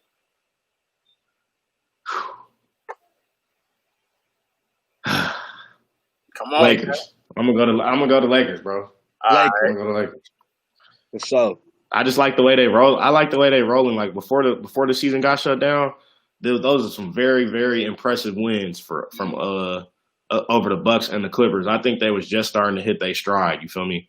And you got a well-rested 35-year-old LeBron. You got an AD who's probably well-rested. He always got the knick-knack injuries. So I think they gonna come back with some nice continuity, hopefully. Man, I want to say that Lakers Clippers series. I want to say Lakers if they stay healthy. That's my one condition. You think the Lakers got it if they healthy? Yeah, if AD gets assuming full health, yeah, because AD I'm not saying he a wild card, but he injury prone, man. If he can stay healthy though, they got it. In my mind, they got it. Yeah. He just gonna have in a 7-game series. I don't want to see AD play big every night, bro. Like he gonna have to be their leading scorer. You feel me? Like especially that ain't a problem. Shit, he better not make it a problem. He better. Montrezl Harrell says it's different. Yeah, well, let me hear what you got, Cot. So we're gonna start in the East. Mm-hmm. So of course I got the Bucks holding down that first spot. Mm-hmm. I got the Wizards coming out the mud. I'm a DC guy, so I got them coming. City? Yeah. I got them coming. I ain't even gonna lie to you, Cot. Taking that 8th spot from the Magic. You know what I'm saying? And I can see that. I can see that happening, though. I'm not gonna lie. I could definitely see that happening. John Wall said he 110. Yeah, hey. I don't know. He gonna play this? He gonna play this? He's not gonna play though. He ain't gonna play though. Probably go force it. Was a statement released? Did he say that? Or no statement was released. I don't think the nigga gonna play though, bro. Cause bro, just make more sense. If I'm John, I'm not risking it, bro. Yeah, they ain't winning the ship this year, even if he do play. Bro, you never know with Wallway on the court. We're gonna get back to. You said. So I got the Raptors holding down that second spot. I don't see Boston. I think they're gonna end up playing the Nets. I got Toronto coming out of that. The Bucks and the Wizards, just to touch back on that shit, I think it's probably gonna be a sweep. Yeah. Then I got that 3-6 matchup. I like Philly coming for that 5 spot, and Boston ended up playing the Pacers. I think that series can go. I think it's gonna go 6. Okay. Boston. 6 or 7, so. Yeah, 6 or 7 for sure. But I got Boston coming out on top. I can be a little bit deeper. With Tatum and Brown, those wings a crazy combo. And then that 4-5 matchup with the Heat and the Sixers, I got that going 7, bro. Honestly, Jimmy Butler, I think he got a chip on his shoulder. He already exposed. Came out talking about Ben and Embiid saying that they didn't have that heart. So I think he's gonna test it. I think he may fight Embiid in this one. Hey, he just might. But I I thought him and Embiid was boys. I thought that was Towns he was beefing with. Him and Embiid like brothers. Like they still text every day talking about that. Yeah, Towns the one he got beef with. Yeah, he told him that soft shit. He basically pulled that coach on the white. You feel me? Yeah. So I do have Philly winning that series, that 4-5 matchup. Mm-hmm. Then who matches up? It's the 1-8 plays. It'll be the Bucks versus 4. Bucks versus Philly then. Yeah, Bucks versus Philly. I got the Bucks beating them in 5. Okay. I think Frick is a one-man band. It's nothing. Indeed, he don't want no smoke. Who you got in the Eastern Conference Finals though? Eastern Conference Finals. I'm going Bucks. I'm going Bucks Celtics. All right. I think the Bucks gonna come out on top in 6. In 6? Yeah. 6, man. Yeah. Right now, I think Greek Freak is probably the most unstoppable player in the NBA. I don't see. I agree. I don't think the Celtics have that paint presence to do anything. They're not well equipped enough. They wings is low key a little too small, and they guard like if Kemba gets on Giannis, it's a disaster. You feel me? So it's like their switching capabilities really aren't that great, and then you still got somebody like Bledsoe, Chris Middleton. Chris Middleton, they got some big guards out there. Then you got the thing. They got some big players, bro. Wesley Matthews could go too. For sure. And then we take it out west. I'm just going to fast forward. I got Clippers, Lakers, Western Conference Finals. I like the Clippers, man. I think Kawhi Leonard. Talk that talk, man. Hey, like these niggas know what's up, man. I personally think if there's one guy who can match up with Bron physically, it's Kawhi Leonard. He can match up with him, and I agree. I think Kawhi has a better chance checking LeBron than LeBron has checking Kawhi. I mean, we've seen it. Kawhi. That last game we didn't. That last game before the season started, we didn't. It looked bad that last game, and I'm a Clipper fan. You feel me? Wait, what you think? Would it go 7? You got to go what happened in 6 or 7 previous games, though. Right, that's one game for sure. So I mean, 6 or 7 though. It wasn't fully healthy though. I gotta go on 7. I gotta go on 7 for sure. I gotta go on 7, but I like Kawhi. And the Clippers. I can see that either way. Who you got? I can see it coming out either way. You got the Clippers. I'm going Clippers, man. I think if it's that one guy, Kawhi showed last year in the playoffs when they played the Bucks. I feel like he showed that that's his skill set separates him from Greek Freak. He's Giannis different than he was last year, though. I ain't gonna lie. He is. He's better. But if you look at the matchups, I think, you know what I'm saying, the Clippers, they got size out there too, bro. They got size. They physical. You can even throw Pat Bev on him for a couple possessions just to fuck his head up. You know what I'm saying? I know it's not. That's the matchup that he won't though. Right. That's facts. The Clippers got versatility. He a different type of Chicago nigga, man. Them the matchups that wake him up. So my only concern with the Clippers and Bucks is that they don't have the paint presence. Like they got wings, you feel me? They got wings like Kawhi, you got PG, but Zubac. Like if they do that small lineup, and the Bucks have the ability to go big with skill, like Chris Middleton 6'8", Giannis 6'11", Brook Lopez 7 feet, Eric Bledsoe he way better than Patrick Beverly. You feel me? He just don't run his mouth. You feel me? Eric Bledsoe, a first team all defensive, like he been an all-star. You feel me? Like Pat Bev, bro, he's not one of the best defenders in the league. He just runs his mouth a lot. And I agree with you 100%, but I feel like it's gonna come down to Kawhi. It's gonna come down to Kawhi, and it's gonna come down. Yeah, I can see. He definitely has to play big too. He definitely has to win that matchup between him and Chris Middleton. But I think that grittiness of the Clippers team this year, I think they have almost a perfect roster from size to skill to grit to want to. You know what I'm saying? So I like the Clippers winning it all this year. Yeah, Mouse. So we split right now. Mouse, who you got in the finals? You got of course, you said you believe the Lakers gonna win it, but who you got them playing out the East? You think they gonna play the Bucks or Boston? All right, so I'm gonna fast forward just to to the conference final. So Yeah. for the East, I feel like it's gonna be Boston and the Bucks. I got the Bucks coming out of that. How many games? 7. All right.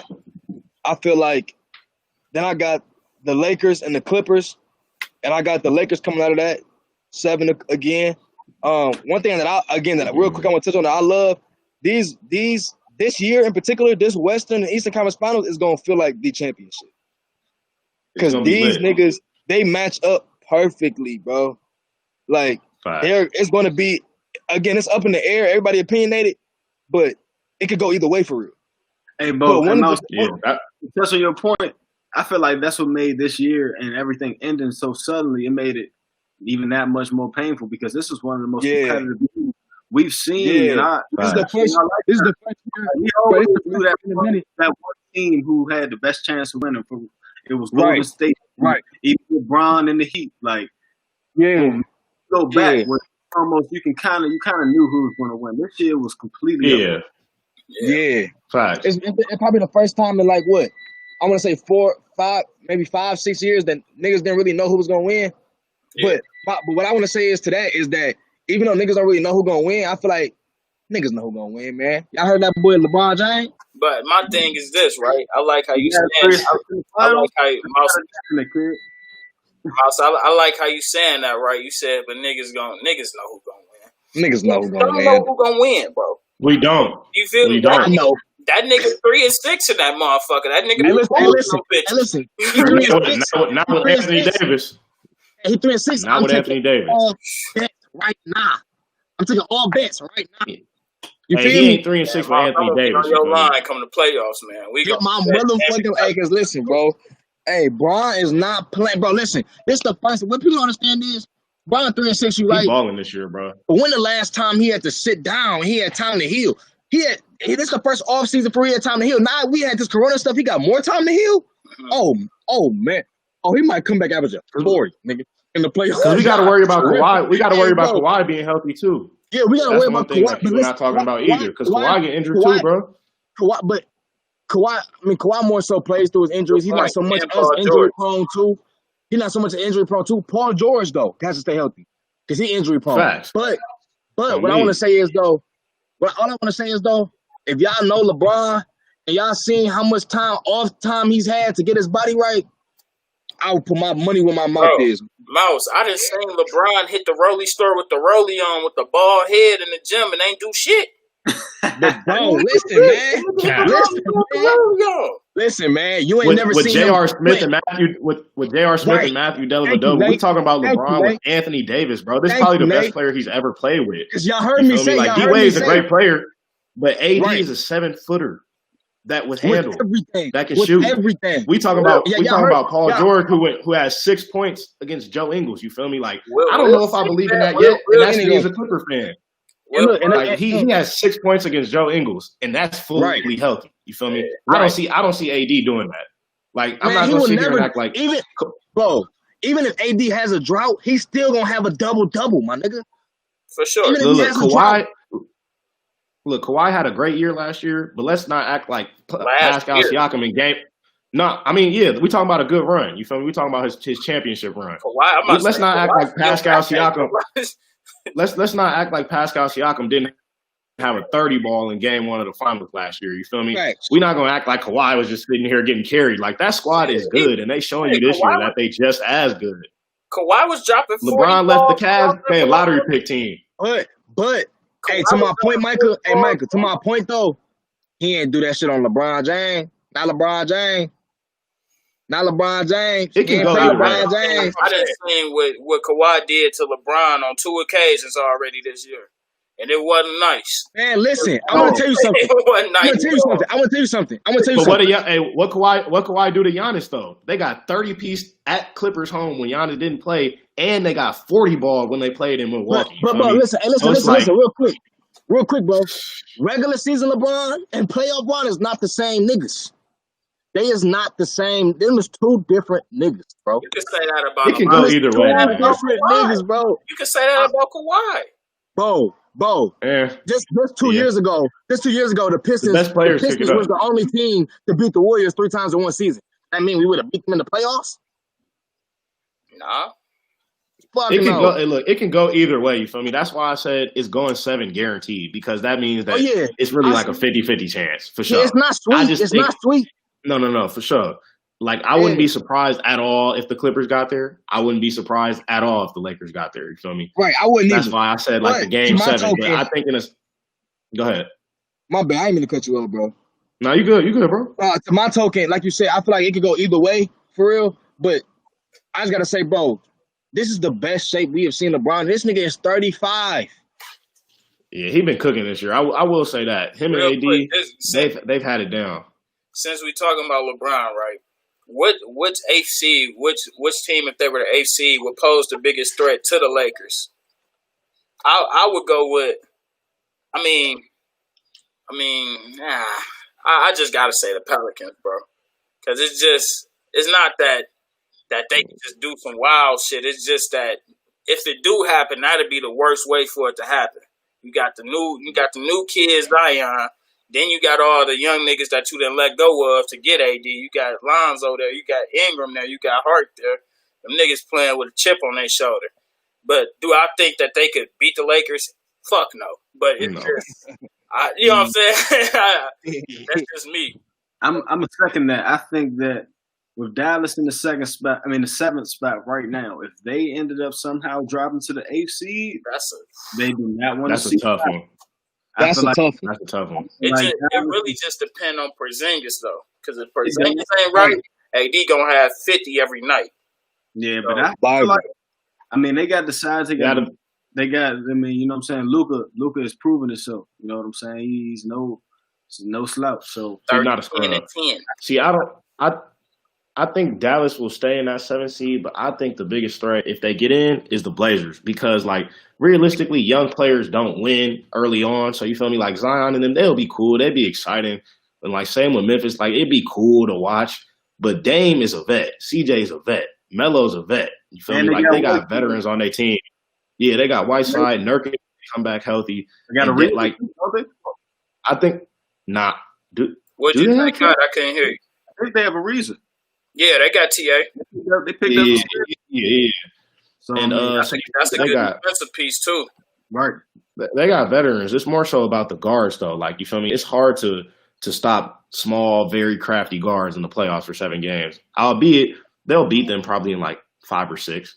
But I think the games will be a lot more competitive just because Damian alone, the best player out that whole group. You feel me? He's better than anybody on the Pelicans. I wouldn't say he's better than Luka, but he older. He got more experience. He not better than Luka, but I would say he's a superstar though.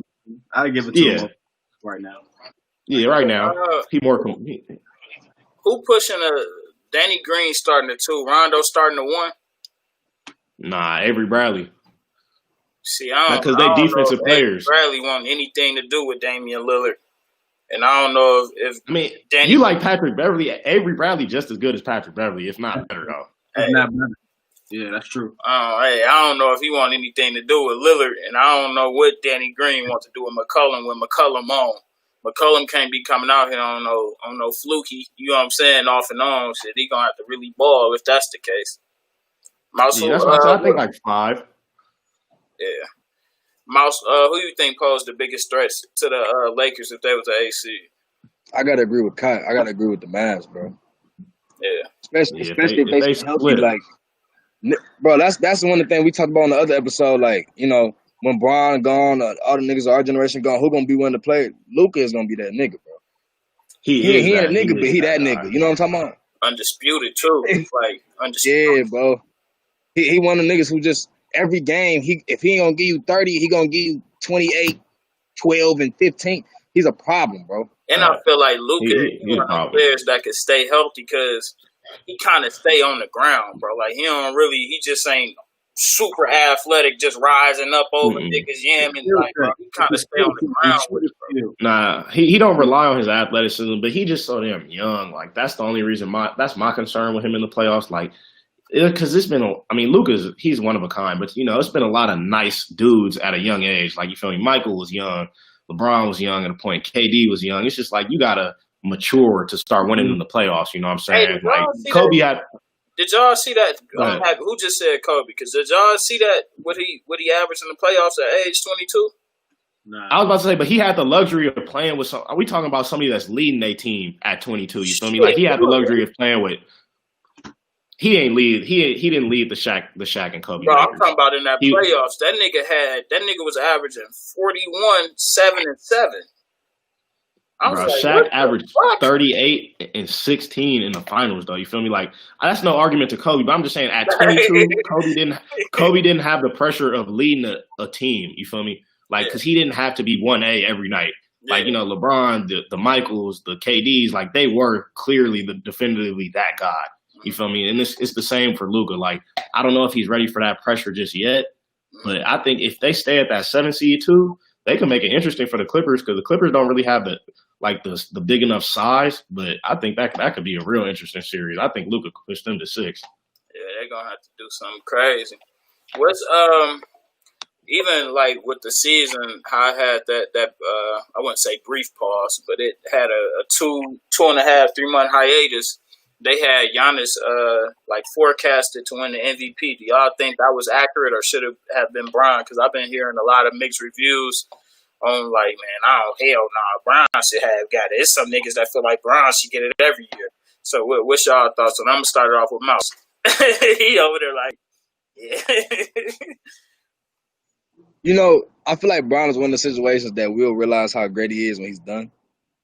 Okay. Bro, he's 35, bro. Why he's 35? Why is he getting better every year? Like I don't understand that, bro. No argument. He's 35. But hold and he's on, getting real quick. better.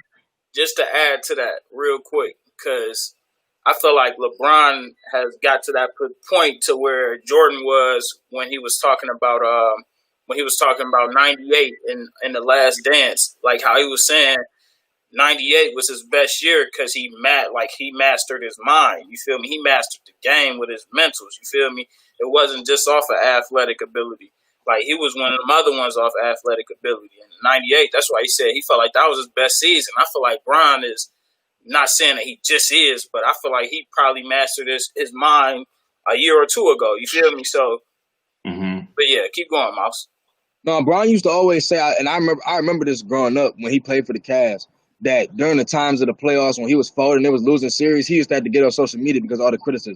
Or he used to have to turn off his TVs because of he's folding or he can't handle the pressure. Now that don't bother him. He just go out there and play his game. No, I don't. And now that, like you said, that's the mental battle, bro. And I realize everybody in here play basketball one given point, some at other levels. But everybody, you know what I'm saying? So you realize that, you know what I'm saying, playing basketball, if you can dominate half the time that guys don't do as well as they want to on the court is because they mentally don't have the confidence to put themselves in a predicament where they feel like they can do that well. You get what I'm saying? Mm-hmm. They won't take that shot because they don't think they're gonna make it. You're saying to the football field, and I feel that, like, because I know some guys who had the talent, but they just ain't thinking themselves as that type of player. You feel me? And some of that is the system. Some of that is the system they in. Some of that is the person. Some of that is the coach. But that all goes back to if somebody can dominate all of that. Because at the end of the day, every sport got politics. But if you can dominate that and get your mind right, and you put in a position where you get the leverage to be put in the game, you can make that difference. You say, I think I'm gonna make this shot. I'm gonna take this game winning shot. Or I think you know what I'm saying? I can put a team on my back. Even if you miss, bro, you're not gonna make it if you don't try. So man, you gotta put it up. Walk off with your head high. Right. It's the confidence to be able to take that shot, bro. People don't understand that. That's the biggest thing when I look at when somebody take a game winning shot, even if they miss, I'll be like, he had the confidence. He had the confidence. You feel me? And you can't knock no player that has the confidence because a lot of players, they simply won't take it. They'll pass it up. Yeah, what Jay-Z said, I'm far from a Harvard student, but I just had the balls to do it. You feel me? Bible. Right. What's your thoughts on that, Nate? Do you think LeBron should have been in line to win the MVP? I mean, I think realistically, I think of the MVP also as a regular season winning award. So you feel me? I usually reward the team that has the best record. I think Lakers and the Bucks got the best records right now. So whoever were to finish the season with the best record, I think it should have went to LeBron or Giannis. You feel me? LeBron averaging a double. He's averaging a career high in assists in his 16th season. Like that in itself, bro. Like we're saying that, but that doesn't make sense, bro. Like people don't average career highs in any. People don't average anything in career highs besides minutes on the bench by their 16th season. You feel me? Like let's be real, bro. Like we haven't seen it. We haven't seen a 35-year-old like expand their game to this point and do it successfully. You feel me? They number one in the West. They just beat the Bucks, Clippers, and they've got the same record as the Bucks. You feel me? In a harder conference. So me personally, if I had to stop right now, I'd probably lean toward LeBron, considering the conference schedule. You feel me? The strength of teams that they have to play to get that number one seed.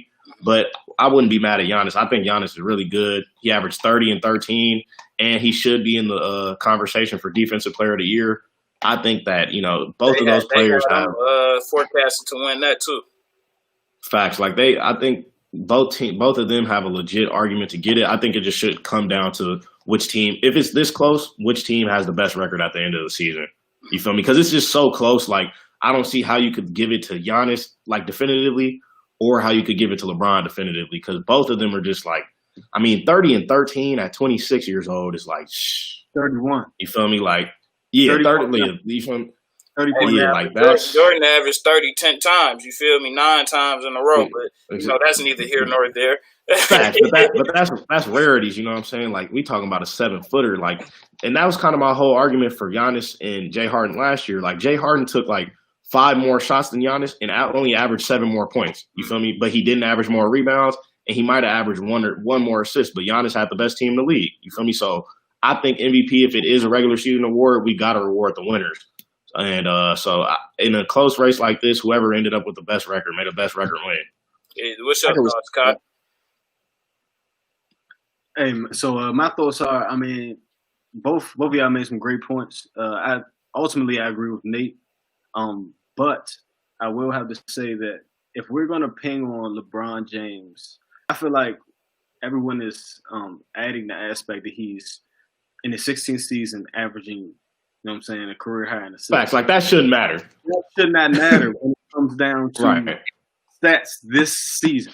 And if we're going with stats this season, I personally think that Greek Freak has earned it. 31, 13, 6, 1 and 1. Hey, and 14. I ain't even gonna let you slide him on that rebound. 14. Hey, 14. Give him that. So, I personally call Greek Freak the one-man band. You were talking about stressing Anthony Davis, LeBron James, one of the best teams he's ever had. Right now. Best players. I ain't gonna say best teams. Best players. Players, but players make up the team, but however you want to phrase it. But I ultimately think that it kind of makes sense to his stats. His assist numbers went up. He has better players around him. Right. He has Anthony Davis. So if we're going to, I think if you're talking about the one man who means the absolute most to his team and has done that and has his team at 53 wins and 12 losses, I think it's the Greek Freak. And regardless of age, all the other factors, if you're looking at best season, I'm giving it to Greek Freak. But one stat I'm gonna say, right, since it is MVP, the number difference between when LeBron's on the floor and off the floor is so much wider than Giannis.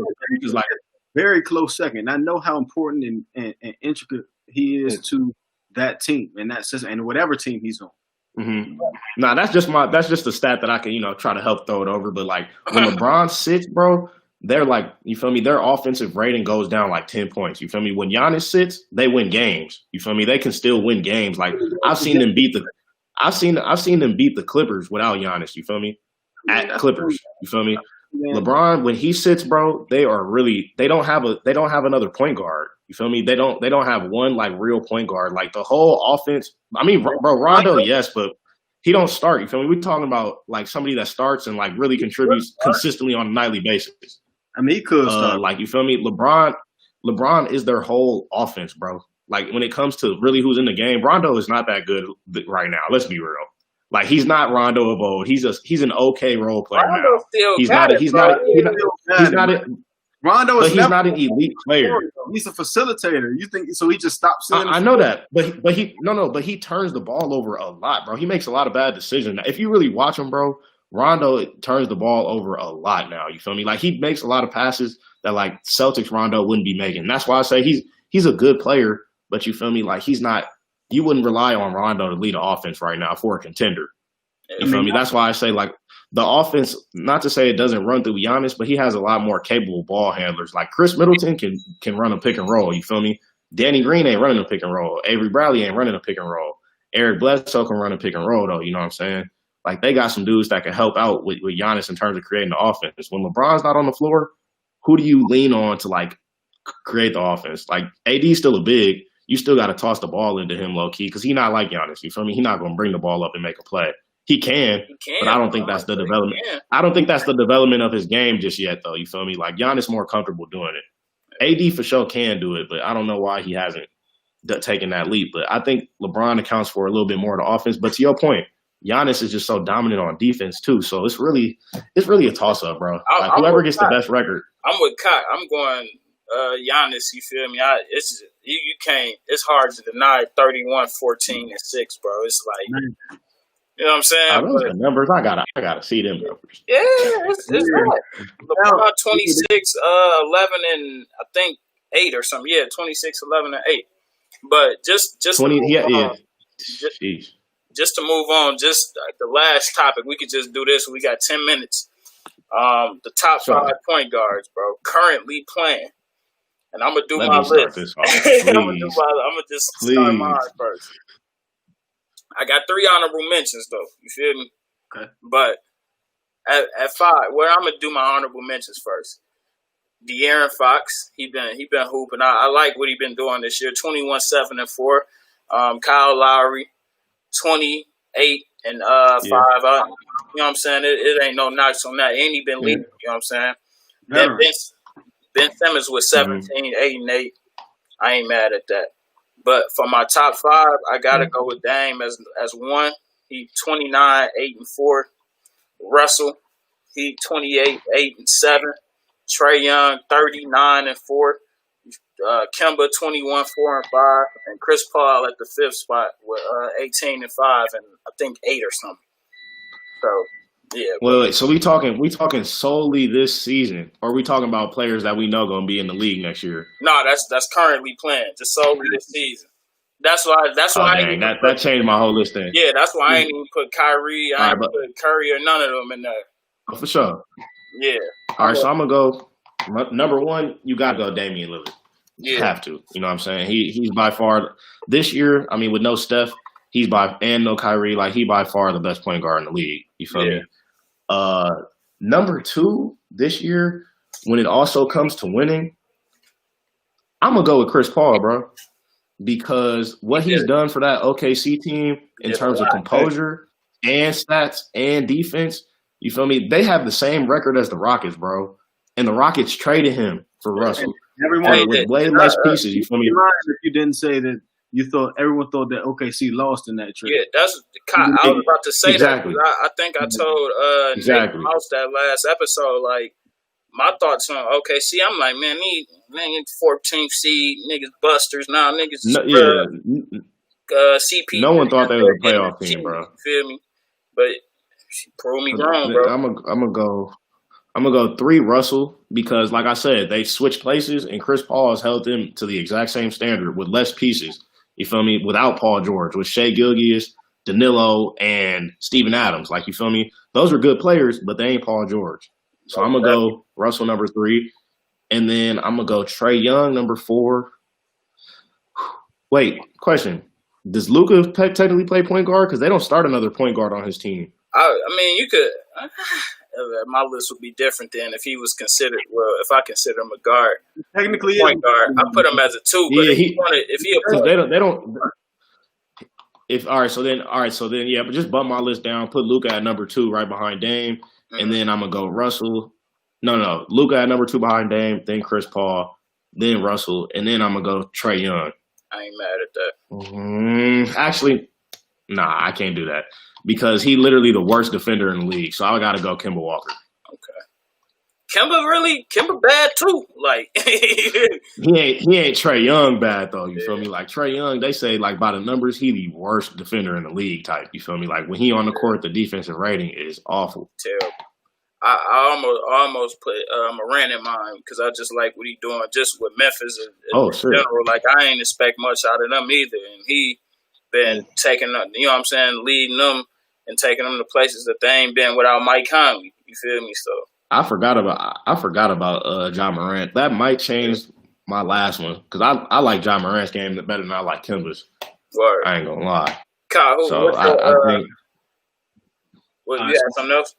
Me personally. No, go ahead. I like Dame one. I feel like that's undisputed. It's undisputable right now. If we're considering Luka a point guard, then he's definitely number two. I feel like that's he's proven it. He's proven himself these last 2 years. Number three, I like CP3. What he did this year was very impressive. He had a chip on his shoulder.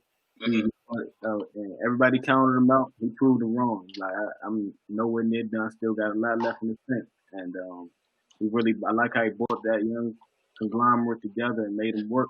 You know what I'm saying? So I like CP3 at number three. And number four, I'm going. This is me personally. I like Trae Young. Okay, That's fair. He's a dog. You're talking about defense. Nobody really plays defense in the A nowadays. Everybody is. I mean, dudes are lethal on the offensive end. It's kind of hard, man. So that's not equating in that. I didn't know that stat, Nate. That the defensive rating goes down that much when he's on the court. But I still like him at 4. And at 5, I'm gonna go Russell. I'm gonna go Russell Westbrook. He's been doing this thing. I like how he's played with a lot of aggression this year. Could tell he kind of had a chip on his shoulder too. I heard an analyst say that he lost his athleticism since he was. Stop it. I don't know about that. Russ always. No. Russ. Right. He ain't jumping like how he was. You know what I'm saying? When Durant was there, but shit, right. He's still jumping up. Jumping like that. He close. He's close. 45-inch vert and a 44-inch vert. Facts. He close. Not much. I don't. Hey, look, I like Trae Young, so don't get me wrong. I really like Trae Young's game, bro. Like the offense is amazing. You feel me? But the reason that I gotta bump him maybe for John Morant is because John got his team winning games. Like Trae Young be having 40 balls, and they be in close games, bro. But they be losing. You feel me? Like it's not translating. Like if you that good, that was my argument kind of for Kyrie early on in his career. Like if you're that good, bro, you're going to pick up some wins. You feel me? Like, you're not going to let your team be garbage. Like, same for Chris Paul. Like, when Chris Paul first came in the league, Hornets or Pelicans back then, they wasn't really shit either. But Chris Paul turned them into, like, some winners pretty soon, instantly. But, you know, Trae Young, I think he has that in him. I think he just got to get a little stronger, though. He got to put up some type of resistance to opposing guards. You feel me? You got to put up some type of resistance. That's all. And the time in my honorable mention, I really would say a sleeper that I think is Shai Gilgeous-Alexander. His game is kind of dog, looking like a triple-double machine. Dog. I think he a 2. I consider Shai a 2. For real? He's a scorer, bro. I mean, but he can facilitate. He's interchangeable. He can. He's a combo guard. He a combo. So he's in my honorable mention, of course, Ja. I think Josh got, sky's the limit for him. And Facts.